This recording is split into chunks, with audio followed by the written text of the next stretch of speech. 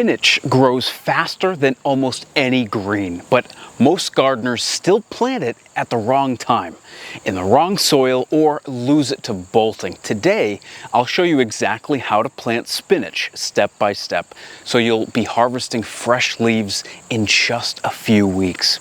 And I'll share the tricks to stop it from bolting so soon.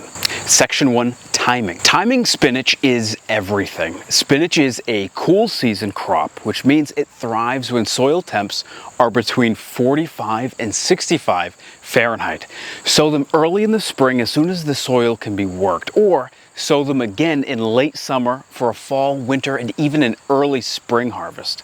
Here's my tip. My biggest harvest actually come from fall plantings because they grow through the winter and explode in spring. That's why I've stopped sowing spring spinach altogether. If your spinach won't sprout, it's usually one of two things. The soil's too warm, or you let it dry out before germination. Keep it consistently moist, and in hot weather, start seeds indoors where it's cooler. Section 2, varieties. Variety matters. When we're talking about spinach or any other crop, my favorite spinach cultivar is Savoy spinach. The leaves are crinkled, thicker, more cold tolerant. They're buttery and savory, and they hold up during wild weather swings. If you live in a hot summer climate, look for heat-tolerant varieties like Space or Thai. Section 3, soil prep. Spinach loves fertile, well-drained soil. Here's how to set up your bed. Add 2 to 4 inches of compost before planting. If this is your second or third crop in that bed, skip the compost and add a nitrogen boost instead, like feather meal, blood meal, or quick organic fertilizer.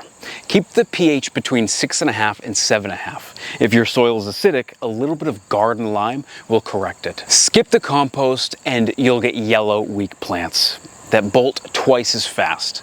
Section 4, planting. Planting spinach is straightforward. For baby leaves, sow 3 to 5 seeds per inch in rows 2 inches apart. For bunching, full size, sow 10 seeds per foot, half an inch deep, rows 12 to 18 inches apart. Keep the soil evenly moist until germination.